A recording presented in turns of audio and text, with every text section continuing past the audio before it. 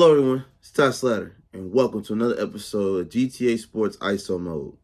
Make sure you follow GTA Sports Network and GTA Heat Check on all social media platforms. Subscribe to our YouTube channel, GTA Sports.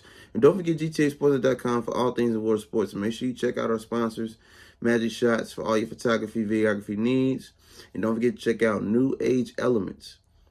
And make sure you get your Heat Check gear. It's jogger season. You see I got the long sleeves on today. Get your joggers. All right. NAElements.net. Get the Heat Check hat, get your joggers, check out all the Academy as well as New Age Element gear at naelements.net. Now today we're going to talk about Blake Griffin. The Boston Celtics signed Blake Griffin as a free agent minimum contract on a vet minimum. Does he fit? Off top, I mean, he's 6'9", he can shoot the three better than he did in his years, obviously, with the Clippers.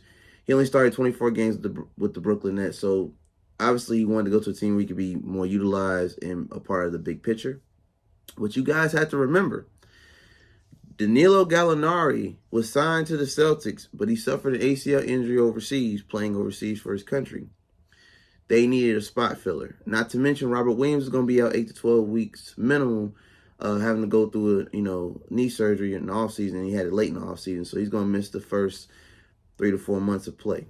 So Blake Griffin's going to get minutes. He's going to start. And a report, according to Bleacher Report's Adam Bailey, they chose Blake Griffin over Carmelo Anthony. Now, you're probably wondering, why? Why would they do that? Well, Blake's 2 inches taller. He plays better defense. He's more well-rounded. Carmelo is literally a spot-up three-point shooter, just like Gallinari. Gallinari and Carmelo Anthony are basically the same player. So them already signing Gallinari basically made it pointless for them to sign Carmelo Anthony. Now, will Carmelo Anthony get picked up this season? Absolutely. Melo still has gas left in the tank to play in the NBA. No question. I love using Carmelo Anthony on whatever team he's on. He's a walking bucket. As long as he's open or he can, get somebody off the dribble and create some space, Carmelo Anthony is a bucket. But he doesn't play defense. Carmelo Anthony is not the best defender. Speed, getting up and down the court. I mean, he's well past his prime. He's not LeBron James. When it comes to his conditioning, when it comes to his body type, not the same player. So his year 20 versus LeBron's year 20, two different things. As far as the signing, I think it's good. Considering all the bad news and rain is pouring down in Boston right now in regards to the coaching scandal and whatnot, this was like hopefully a string of good luck for them. Does it impact their overall expectations this season with the new coach, Joe Mazzulla? It's about the same. I still got them at least second round. It would severely shock me if they make it out the semis this year. Just with everything that's going on, the leap that, Jaylen Brown and Jason Tatum have to take this team over the top and get over the hump. The level of competition has risen. You got multiple teams that are going to be a threat this year. I mentioned those in the previous video for the Boston Celtics, so check that out on the ISO Mode series. I want you to like, comment, and subscribe to this channel. Make sure you check out the videos there. I already mentioned the teams that you look out for on the previous video for the Boston Celtics.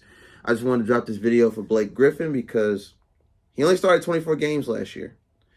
So his sample size of what he can do off of last year's numbers don't really tell the whole story. Blake Griffin was definitely an asset that wasn't applied by the coaching. And again, you're talking about Steve Nash, who's not really a head coach, but I'll save that for another video. Again, congrats to Blake Griffin on getting the deal done and getting out of the toxic place known as Brooklyn, because he wasn't going to get any PT in Brooklyn this year. With Ben Simmons reportedly starting in the preseason game against Philly, that position that Blake plays, which is obviously the power forward position, same position that Ben Simmons plays this year, he wasn't going to get any PT. So congrats to him. Good move on the Celtics to pivot with the Gallinari injury and then pretty much choosing between Blake Griffin and Carmelo. I understand. I'm a Melo fan. I'm biased. I grew up on Carmelo, his Nugget years, even his New York years. Hoodie Melo is a legend, Hall of Famer, icon. All the flowers that he deserves, he'll get them, and he deserves every one of them. However, if I'm the Boston Celtics, I would have went with Blake Griffin over Carmelo, mainly because he fits better. He doesn't take any shots away from your wingmen, which is Jason Tatum and Jaylen Brown. This team offense runs through the wings.